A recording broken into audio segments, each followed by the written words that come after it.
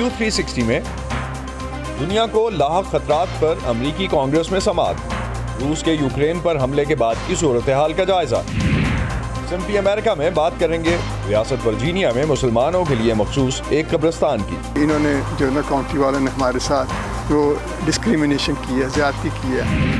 اور ملوائیں گے آپ کو ایک خاتون ریس کار ڈرائیور سے جو خطروں سے کھیلنا جانتی ہیں۔ میری گاڑی ریس کے بیچ میں 2 دفعہ رول اوور ہو گئی، ونڈ اسکرین ونڈوز ٹوٹ گئے، ٹائر نکل گئے۔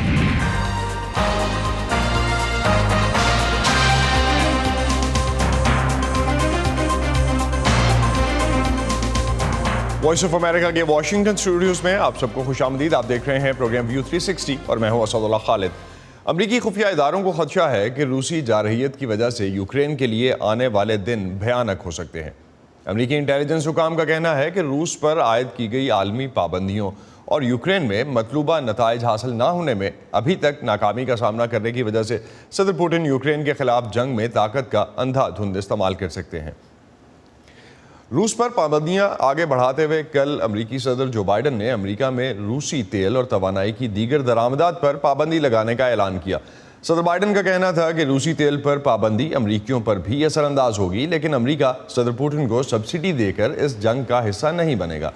کل منگل کے روز امریکی ایوان نمائندگان کی انٹیلیجنس کمیٹی نے دنیا بھر میں امریکہ کو درپیش خطرات کے بارے میں اپنی سالانہ سماعت کی، جس میں امریکی انٹیلیجنس اداروں نے امریکہ اور اس کے اتحادیوں کو درپیش موجودہ سیکیورٹی خطرات کے بارے میں اپنے تجزیے پیش کیے۔ یہ سماعت دنیا بھر میں عالمی خطرات کے تجزیے کی رپورٹ پر مبنی تھی، جسے یوکرین پر روسی حملے سے قبل حتمی شکل دی گئی تھی، لیکن اسے پبلک اب کیا گیا ہے۔ مزید جانتے ہیں اس حوالے سے نیلوفر مغل سے، جو اس وقت کیپٹل ہل سے ہمارے ساتھ ہیں۔ نیلوفر، اس سماعت کے دوران یوکرین پر روس کے حملے پر خاص طور پر بات کی گئی۔ انٹیلیجنس اداروں کے سربراہوں کا اس جنگ کے بارے میں کیا کہنا تھا؟ جی اسد، اس سماعت میں نیشنل انٹیلیجنس کی ڈائریکٹر ایورل ہینس، اس کے علاوہ سی آئی اے کے director William Burns, national defence, F B I اور نیشنل سیکیورٹی کے اعلیٰ عہدیداروں نے شرکت کی، اور جیسا کہ آپ نے بتایا انہوں نے امریکہ اور اس کے مفادات کو عالمی سطح پر درپیش خطرات کے بارے میں اپنے مشاہدات اور تجزیے پیش کیے۔ ہم نے دیکھا کہ اراکین کی جانب سے، کانگریس کے اراکین اور کمیٹی کے اراکین کی جانب سے انہیں سخت سوالات کا سامنا بھی کرنا پڑا۔ سی آئی اے کی ڈائریکٹر کا کہنا تھا کہ روسی صدر ولادیمیر پوٹن کے رکنے کا کوئی امکان نہیں ہے، اور وہ روس میں حملے یا یوکرین پر جو حملے ہیں اس میں ناکامیوں اور پابندیوں کے باوجود جو ان کے مشکلات پیش آ رہی ہیں، اس کے باوجود وہ اپنے حملوں کو وسیع کر سکتے ہیں۔ Our number one intelligence priority is defense of the homeland. ہماری پہلی انٹیلیجنس ترجیح وطن کا دفاع ہے، اور ہم روس کی اسٹریٹجک ایٹمی فورس کے ہر پہلو کی نگرانی میں چوکس رہیں گے۔ اس قدر تناؤ کے ماحول میں کسی غلط اندازے سے غیر ارادی طور پر تنازع بڑھنے کا امکان ہمیشہ رہتا ہے، جسے کم کرنے میں ہمیں امید ہے کہ ہماری حساس معلومات مدد دے سکتی ہیں۔ اس کے علاوہ یوکرین پر اس کے حملے سے بڑھ کر ماسکو ایک سنگین سائبر خطرہ، خلائی شعبے میں ایک اہم حریف اور امریکہ کے خلاف ایک بااثر غیر ملکی خطرہ بھی ہے۔ اپنی انٹیلیجنس، پراکسیز اور وسیع پیمانے پر اثر و رسوخ کے حربوں کا استعمال کرتے ہوئے روسی حکومت نہ صرف اپنے مفادات حاصل کرنا چاہتی ہے، بلکہ مغربی ممالک کے اتحاد کو تقسیم کرنا، امریکی عالمی موقف کو کمزور کرنا، امریکہ کے اندر اختلاف میں اضافہ کرنا اور امریکی ووٹرز اور فیصلہ سازی پر اثر انداز ہونا چاہتی ہے۔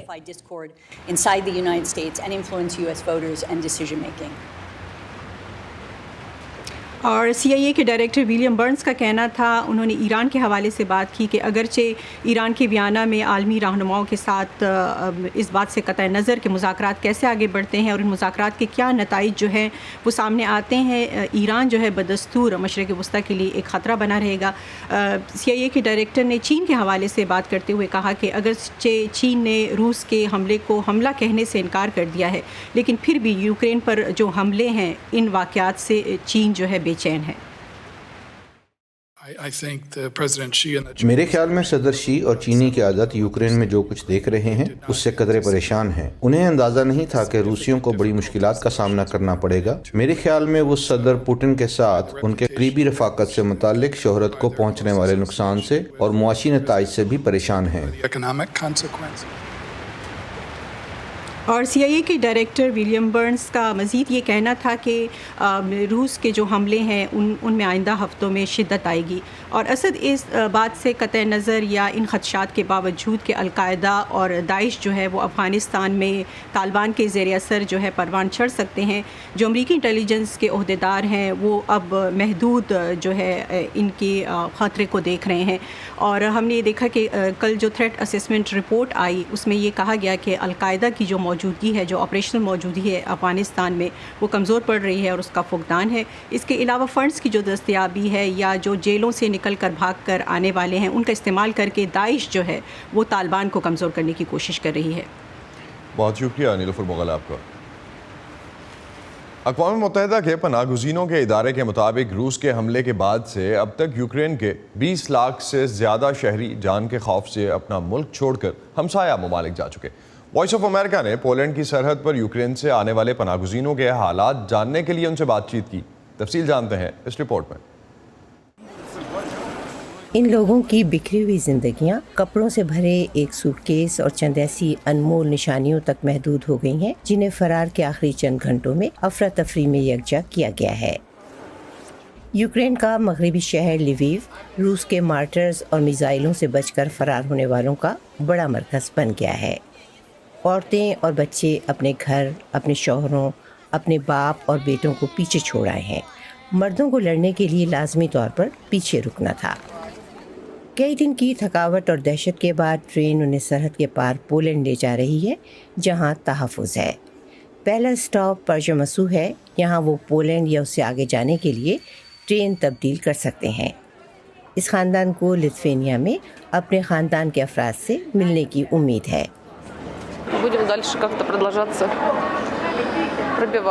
ہم چلتے رہیں گے، ہم اس مشکل سے نکل جائیں گے۔ مجھے امید ہے کہ ہر چیز کا اچھا اختتام ہوگا اور یہ کہ ہمارا یوکرین جیت جائے گا۔ میں واپس جانا چاہتی ہوں، ہم اپنے گھر واپس جانا چاہتے ہیں۔ ہر خاندان کی خوف اور نقصان اٹھانے کی کہانی یکساں ہے۔ اقوام متحدہ کے مطابق 20 لاکھ یوکرینی اپنا ملک چھوڑ چکے ہیں، ان میں سے زیادہ تر پولینڈ چلے گئے ہیں۔ ان میں سے بیشتر یوکرینی باشندوں کے پولینڈ یا یورپ کے دوسرے علاقوں میں دوست اور خاندان ہیں جہاں وہ قیام کر سکتے ہیں۔ لیکن ایسے وقت میں جب جنگ طوالت اختیار کر رہی ہے، سرحد پار کرنے والوں کی تعداد میں اضافہ ہو جائے گا اور پولینڈ پر دباؤ شدید ہو جائے گا۔ مگر سبھی کے پاس ٹھہرنے کا کوئی ٹھکانہ بھی نہیں ہے۔ جمہوریہ کانگو کے کیلب پوٹیے اڈیسا میں الیکٹریکل انجینئرنگ کے طالب علم تھے۔ جب روس کا حملہ شروع ہوا تو وہ اپنی یوکرینی گرل فرینڈ کے ہمراہ وہاں سے نکل آئے۔ ہمیں یہاں آنے سے پہلے ایک ہفتے تک سرحد پر ہی سونا پڑا۔ اب ہم ٹھیک ہیں، یہاں پولینڈ میں ہمارا اچھا استقبال ہوا ہے۔ اب ہم یورپ کی دوسری جانب کسی اور ملک جانے کے لیے بس کا انتظار کر رہے ہیں۔ شاید ہم فرانس چلے جائیں۔ درجنوں ملکوں کے رضاکار یہاں مدد کرنے کے لیے آئے ہیں، جو خوراک، کپڑوں اور پناہ گاہ کے علاوہ یورپ میں کسی جگہ لے جانے کے لیے کار کی بھی پیشکش کر رہے ہیں۔ لاکھوں یوکرینی کاروں کے ذریعے یا پیدل ہی فرار ہو رہے ہیں۔ اپنا کچھ سامان گھسیٹتے ہوئے وہ سرحد کو عبور کر رہے ہیں جو یورپ میں ایک سیاسی اور جغرافیائی فالٹ لائن بن گئی ہے۔ ہر چند منٹ کے بعد بسوں میں سوار یوکرینی پناہ گزین یہاں سرحد سے پولینڈ کے اندر واقع استقبالیہ مراکز میں لے جائے جاتے ہیں۔ لیکن یہ صرف یک طرفہ ٹریفک نہیں ہے۔ بہت سے یوکرینی شہری لڑنے کے لیے واپس اپنے وطن جا رہے ہیں۔ وائس آف امریکہ نے ان 3 سابق فوجیوں سے بات کی ہے جو کیمرے پر چہرہ نہیں دکھانا چاہتے۔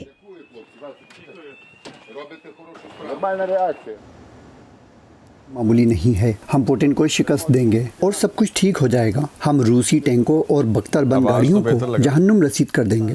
یوکرینی زندہ رہنے اور جنگ جیتنے کے لیے پرعزم ہے، لیکن اس جنگ سے ہولناک جانی نقصان ہو رہا ہے۔ خاندان تقسیم ہو گئے ہیں، ملک تہو بالا ہو گیا ہے۔ یوکرینی بچے اپنا وطن چھوڑ کر ایک نامعلوم مستقبل کی جانب جانے پر مجبور ہو گئے ہیں۔ ہنری ریجول کے ساتھ شہناز عزیز، وائس آف امریکہ۔ اور آپ کو لیے چلتے ہیں سبی کے ایک گاؤں۔ بلوچستان کے علاقے سبی کے ایک گاؤں میں لوگ ایک عرصے سے چمڑے کی روایتی اشیاء تیار کرتے آ رہے ہیں۔ اب ایک نوجوان نے خوبصورت رنگوں والی کشیدہ کاری ہوئے جوتے، خواتین کے بیگ اور دوسری اشیاء آن لائن بھی فروخت کرنا شروع کی ہیں۔ یہ کہانی آپ کے لیے لائیں گے آئندہ چند روز میں، فی الحال اس کی کچھ جھلکیاں۔ چاول چھولے سے میں نے جو ہے کام شروع کیا، پھر میں نے پرچون کا دکان کھولا، ٹکی ٹافی پاپڑ اسکول کے سامنے کینٹین ٹائپ کا وہ چلایا۔ ہم لوگ گاؤں میں تھے پہلے، اس ٹائم ہم لوگ کی اتنی آمدنی بھی نہیں تھی، نیٹ بھی نہیں تھا، کچھ بھی نہیں تھا ادھر ہی۔ ابھی الحمدللہ مطلب گھروں میں خواتین بہت زیادہ ہمارا کام کر رہی ہوتی ہیں۔ ابھی ماشاءاللہ ادھر جب کوئٹہ آ گئے مانا تقریباً میں 40,000 45,000 کما سکتا۔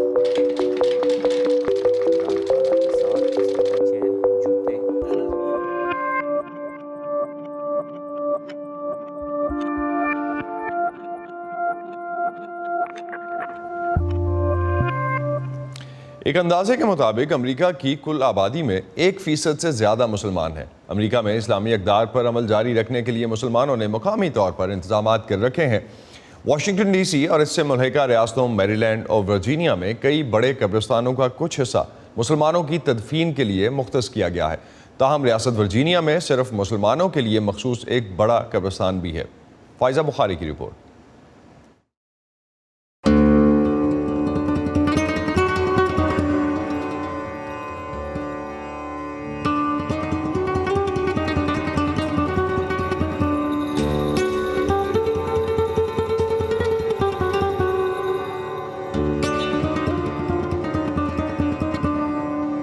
پہلی قبر جو ہے نا نومبر 1996 میں ادھر بنی تھی۔ یہ قبرستان جو ہے نا یہ بنا ہے صرف مسلمانوں کے لیے ہے۔ لینڈ جو ہے نا قبر کے لیے وہ فری ہے۔ اس کے اوپر جو ہیڈ سٹون کی یا اس کے اندر باکس رکھا جاتا ہے جو آدمی کام ادھر کرتے ہیں یا مینٹننس کے لیے، اس کے لیے $1,700 جو ہے نا اس کا خرچہ ہے ادھر۔ واشنگٹن سے 1 گھنٹے کی مسافت پر ریاست ورجینیا کی اسٹیفورڈ کاؤنٹی میں 6.5 ایکڑ رقبے پر پھیلا یہ قبرستان غیر منافع بخش تنظیم آل مسلم ایسوسی ایشن آف امریکہ کی ملکیت ہے، جو واشنگٹن اور اس کے مضافات میں صرف مسلمانوں کے لیے بنایا گیا سب سے بڑا قبرستان ہے۔ یہاں مختلف رنگ و نسل کے مسلمانوں کی تقریباً 3,000 قبریں موجود ہیں۔ ورجینیا اسٹیٹ کا جو لا ہے نا اس کے مطابق آپ قبریں جو ہے نا وہ ان کو مسمار نہیں کر سکتے، ہسٹوریکل ریکارڈ ہوتی ہیں قبریں جو ہے نا یہاں پہ۔ سکندر جاوید کے مطابق یہ قبرستان مکمل طور پر عام شہریوں کے عطیات سے چلایا جا رہا ہے۔ 1989 میں کل 7.5 ایکڑ زمین کی خریداری کے لیے $36,000 کی رقم 3 مہینوں کے اندر مسلم عطیات کے ذریعے جمع کر لی گئی تھی۔ صبح 10 بجے تک رابطہ کرنے والوں کو اسی دن تدفین کی سہولت فراہم کی جاتی ہے اور یہاں ان کا اپنا عملہ قبریں کھودنے کا کام سر انجام دیتا ہے۔ غسل، کفن اور مسجد یا جنازگاہ تک ٹرانسپورٹ وغیرہ پر $3,000 تک اخراجات ہو سکتے ہیں، جبکہ میت کو پاکستان سمیت دیگر مسلم ممالک تک پہنچانے کے لیے فاصلے اور دشوار سفر کے اعتبار سے $10,000 تک کا خرچ اٹھ سکتا ہے۔ اس شہر خاموشہ میں پیاروں کی قبروں پر آنے والے اپنے اپنے انداز میں دکھ کا اظہار کرتے نظر آتے ہیں۔ My son died a few months ago.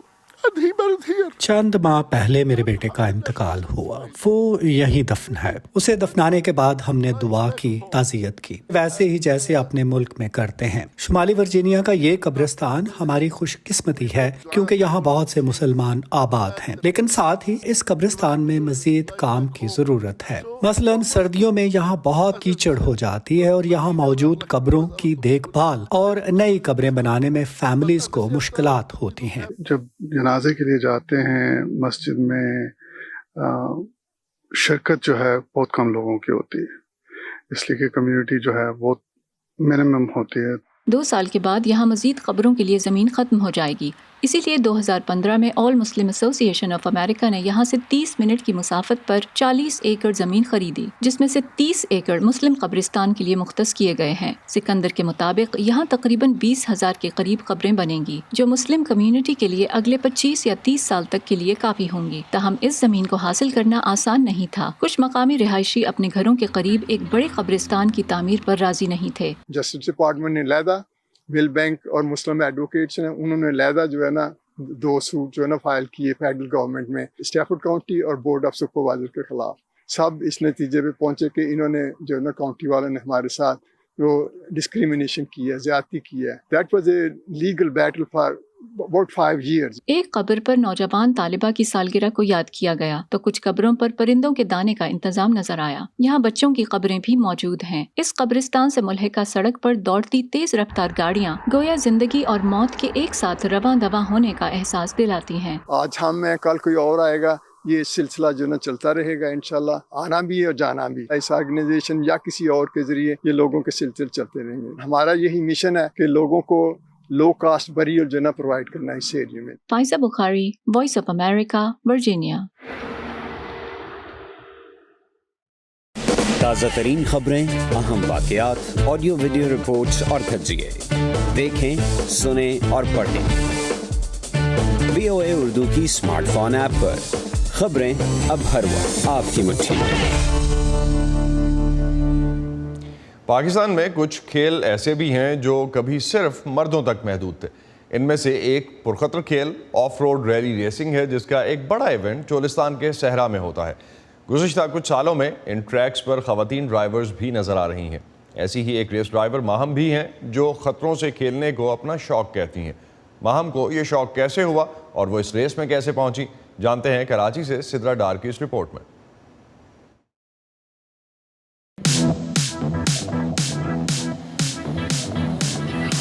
Sport ہے, it's dangerous for everyone, چاہے مرد ہو, عورت ہو, لڑکی ہو, لڑکا ہو. It's a dangerous sport anyways. تو آپ اپنی طرف سے کوشش کرتے ہیں کہ آپ اپنی ساری سیفٹی جو پریکاشنز ہوتے ہیں وہ اپنی طرف سے پوری کریں. But of course like any sport anything can happen. I mean اس کا تھوڑا زیادہ ہوتا ہے بیکاز آپ گاڑی میں, آپ ڈیزرٹ میں, کبھی بھی کچھ بھی ہو سکتا ہے.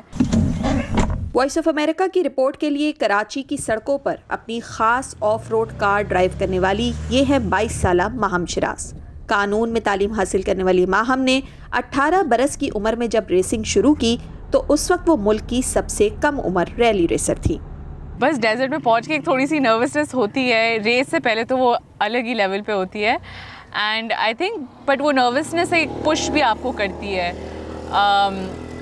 ڈر اور وہ جو نروسنس ہوتا ہے it gives you a little motivation to complete the race and to participate as well. So it's a good kind of nervousness. 20 kilometre کے ٹریک پر مبنی ہب ریلی سے اس کھیل کی شروعات کرنے والی ماہم نے اب تک جتنے بھی مقابلوں میں حصہ لیا وہاں اعزازات جیتے, لیکن انہیں ایک خوفناک حادثے کا بھی سامنا کرنا پڑا. میری گاڑی ریس کے بیچ میں 2 دفعہ رول اوور ہو گئی. تو گاڑی فلی طرح ڈیمیج تھی, ونڈ اسکرین, ونڈوز ٹوٹ گئے, ٹائر نکل گئے, میرے ہاتھ پہ ونڈ اسکرین لگ گیا, خون بہہ رہا ہے فل. مطلب کسی بھی ریسر کے لیے سب سے جو امپورٹنٹ چیز ہوتی ہے is finishing the track. Podium, trophy, یہ سب بعد میں آتا ہے. You want to be able to finish the track. And جب ہم نے دیکھا کہ گاڑی کے چلنے کے قابل ہے تو میں نے بیٹھی, ہم نے ہاتھ کو صاف کیا, میں گاڑی میں بیٹھی اور with no windscreen, with no windows, ہم نے 70 کلومیٹر چلائی فل مٹی کھاتے ہوئے. ہم نے ماسک پہن لیا تھا, سن گلاسز پہن لیے تھے تاکہ کانچ وغیرہ نہیں جائے. بٹ وہ ایک بہت ہی زیادہ میموریبل مومنٹ تھا میرے لیے.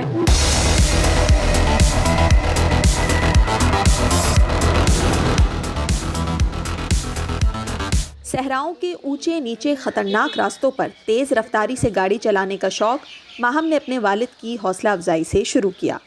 سب سے پہلے تو آبویسلی میرے والد صاحب جو ہیں وہ کہہ رہے تھے یہ کیا کر رہا ہے بھائی اس کی. تو میں نے کہا کہ مجھے بھی تھوڑا سا تھا شوق کہ آبویسلی میری بیٹی ہے, جو چیزیں میں کرتا ہوں یا مجھے جن چیزوں کا شوق ہے وہی چیزیں اس کو بھی ہونی چاہیے. نہیں مطلب ایسا نہیں کہ by force, but if she likes it. میں ایک سمجھتا ہوں ماہم کے آنے سے بھی ایک انکریجمنٹ ہوئی ہے. ینگ بچے بے انتہا رہے ہیں اور اس میں مطلب اب تو ماشاءاللہ 18 سال کے بچے بھی گاڑی چلا رہے ہیں. تیز رفتاری, بے خوفی اور جنون اس پرخطر کھیل کا حصہ ہے. ماہم نے ایسے وقت میں اس کھیل کو اپنے لیے چنا جب اس پہ صرف مردوں کا راج ہوتا تھا, لیکن اب انہیں یوں کامیابیاں سمیٹتا دیکھ کر اور لڑکیاں بھی اس کھیل میں خود کو آزمانے کے لیے تیار کر رہی ہیں. تھوڑی ہائٹ میری کم ہے تو دیکھ کے کہتے ہیں وہ اتنی چھوٹی, یا کبھی کسی انٹرویو پہ کہیں نیچے کامنٹ ہوتا ہے کسی پبلک سوشل میڈیا پہ کہ او لڑکیوں کو نہیں آتا یا آپ کچن میں رہیں یا ایسے فنی کامنٹس آتے ہیں. But I think over all جو رسپانس آیا ہے اور جو ریئیکشنز لوگوں کے آئے ہیں وہ بہت ہی زیادہ پازیٹیو آئے ہیں. گھر ہو یا ریسنگ ٹریک, ماہم کے لیے جیت سے کہیں زیادہ اہم وہ حوصلہ افزائی ہے جس کے سبب وہ اس کھیل میں نہ صرف نام بنا رہی ہیں بلکہ دیگر نوجوانوں کے لیے ایک مثال بھی بن چکی ہیں. Sidra Dar, Voice of America, Karachi. Pakistan کے چڑیا گھر وہاں رہنے والے جانوروں کی صحت یا موت کے حوالے سے اکثر منفی خبروں میں رہتے ہیں. کھلی جگہ، خوراک اور صحت کی سہولتیں فراہم کرنے کا دعویٰ تو کیا جاتا ہے، لیکن کیا پاکستانی چڑیا گھر جانوروں کی دیکھ بھال کے بین الاقوامی ضوابط پر پورا اترتے ہیں؟ جانوروں کی فلاح کے لیے کام کرنے والے ادارے جانور اور پرندوں کو چڑیا گھروں میں رکھنے کے حق میں کیوں نہیں ہیں؟ جانتے ہیں لاہور سے سمن خان کی رپورٹ میں. بچوں کی جو ہے نا لرننگ ہوتی ہے، جانور وغیرہ ہوتے ہیں ان کے نیم وغیرہ فزیکلی جب دیکھتے ہیں بچے تو اور زیادہ خوش ہوتے ہیں اور سیکھتے بھی ہیں. زو ایک بچوں کے لیے اچھا مطلب کہہ لیں کہ انٹرٹینمنٹ کے لیے پوائنٹ ہوتا ہے، تو اس لیے پھر ہمیں لاہور آنا پڑتا ہے مجبوراً. پاکستان جیسے ترقی پذیر ملک میں چڑیا گھر بنانا اور ان کی مناسب دیکھ بھال کرنا کوئی آسان کام نہیں. گزشتہ سال پاکستان اس وقت سرخیوں میں آیا جب افریقہ سے لایا گیا نایاب نسل کا ایک شیر کراچی کے ایک چڑیا گھر میں طویل علالت کے بعد مر گیا. پاکستان اس سے پہلے بھی چڑیا گھروں میں جانوروں کی مناسب دیکھ بھال نہ کرنے پر عالمی خبروں کی زینت بنا ہے. انفارچونیٹلی ہمارے پاس کوئی ایکسپرٹ ویٹس نہیں ہے. انٹرنیشنلی ہر جانور کے ساتھ ایک خاص ویٹ ہے. ہمارے پاس عام DVM ویٹس ہے. شیر ہے، چیتے ہے یا ہاتھی ہے، یہ وائلڈ جانور ہے. وہ ہر جانور اپنے ایکسپرٹیز چاہیے ان ٹرمز آف ویٹ یا فیڈنگ ہے. صوبہ پنجاب میں 7 چڑیا گھر، 14 سفاری پارکس اور افزائشی سینٹرز قائم ہیں. صرف لاہور چڑیا گھر کے سالانہ اخراجات 16 کروڑ ہیں، جو وہ ٹکٹوں کی فروخت سے 17 کروڑ کما کر خود ہی پورے کرتا ہے. دیگر تمام چڑیا گھروں اور سفاری پارکس کا نظام محکمہ جنگلی حیات کے لیے مختص کیے گئے سالانہ بجٹ سے چلتا ہے. اتنے سارے جانوروں کو کھانے، چارہ، کیئر، اس کے اوپر مین پاور، بجلی، ہیوج رننگ کاسٹ ہے. آپ خود سوچیں کہ ایک شیر کتنا گوشت کھاتا ہوگا. اور سفاری میں ہمارے پاس میرے خیال سے کوئی 30+ لائنز ہیں. سارے زوز اور سفاری پارکس اپنے آپ کو سپورٹ نہیں کر پا رہے ہیں کیونکہ اتنے لوگ ہی وہاں نہیں آتے.